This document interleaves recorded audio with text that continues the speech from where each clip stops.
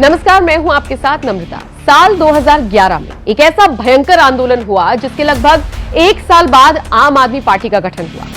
सत्ता में आने से पहले अरविंद केजरीवाल ने बड़े बड़े दावे किए। दावों में इतना दम लगा कि भारी भरकम सीटों के साथ केजरीवाल की सत्ता में एंट्री हो गई। दिल्ली में आपकी सरकार बनाते ही केजरीवाल और उनके नेताओं ने बहुत बड़े बड़े दावे कर डाले, जैसे सरकारी बंगला नहीं लेंगे, वीआईपी कल्चर को खत्म करेंगे, भ्रष्टाचारियों को जेल की सलाखों के पीछे पहुंचाएंगे, वगैरह वगैरह।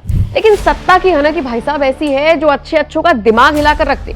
जो केजरीवाल कल तक गठबंधन ना करने की कस्में खा रहे थे, वो गठबंधन कर रही हैं। जो केजरीवाल कल तक सरकारी बंगले ना लेने का दावा कर रहे थे, वो अपने सरकारी बंगले में 45 करोड़ रुपए लगाकर उसे रिनोवेट कर रही हैं। सोने पे सुहागा देखिए। सवाल पूछ लो तो आप नेता कहते हैं सेंट्रल विस्टा प्रोजेक्ट में भी तो पैसा लगा है, प्रधानमंत्री के आवास पर भी तो पैसा लगता है। अरे यार, खैर, जो केजरीवाल कल तक वीआईपी कल्चर खत्म करने की बात करते थे ना, वो अपने काफिले को दिन रात बढ़ाते हुए दिख रही है। और बाकी सारी बातें केजरीवाल की सच साबित हुई हो या ना हुई हो, लेकिन एक बात 100% सच साबित हुई, वो ये कि उन्होंने दावा किया था कि जब उनकी सरकार आएगी तो सारे भ्रष्टाचारी जेल में होंगे। अब देखिए ना, सरकार भी उन्हीं की है और खैर जाने दीजिए। वैसे जितनी बार आम आदमी पार्टी के नेताओं पर एक्शन होता है, उतनी बार कट्टर ईमानदार नेता आगे आकर इसे बीजेपी की साजिश बता देते हैं। अब सवाल ये उठता है कि हर कार्रवाई के साथ कमजोर होने के बजाय आप इतने कॉन्फिडेंटली कैसे कहती है कि सब कुछ बीजेपी के इशारे पर हो रहा है, या फिर मोदी आपको खत्म करना चाह रही है? यार, वैसे बिना आग के धुआं भला कहीं होता है क्या?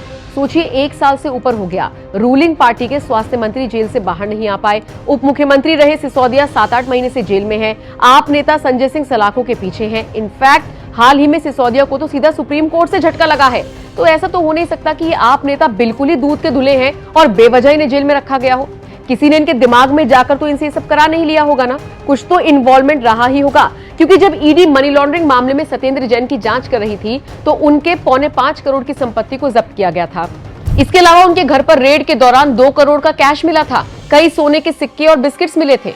अदालत ने भी सत्येंद्र जैन के खिलाफ जो सबूत पेश किए गए थे उन्हें सही माना था। और दूसरी तरफ सिसोदिया भी सबूतों को नष्ट करने का आरोप झेल रही है। जानकारी मिली थी कि सिसोदिया ने एक हफ्ते के अंदर अंदर कई फोन तोड़ दिए थे।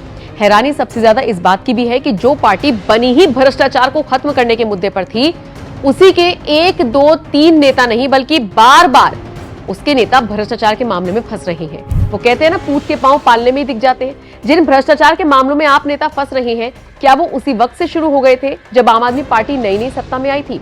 ये सवाल इसलिए क्योंकि आप गौर फरमाइए, केजरीवाल का साथ उनके वो तमाम पुराने साथी छोड़ चुके हैं जो जन लोकपाल आंदोलन में उनका बढ़ चढ़कर साथ दे रहे थे, जैसे शांति भूषण, प्रशांत भूषण, योगेंद्र यादव, कपिल मिश्रा, कुमार विश्वास, आशुतोष।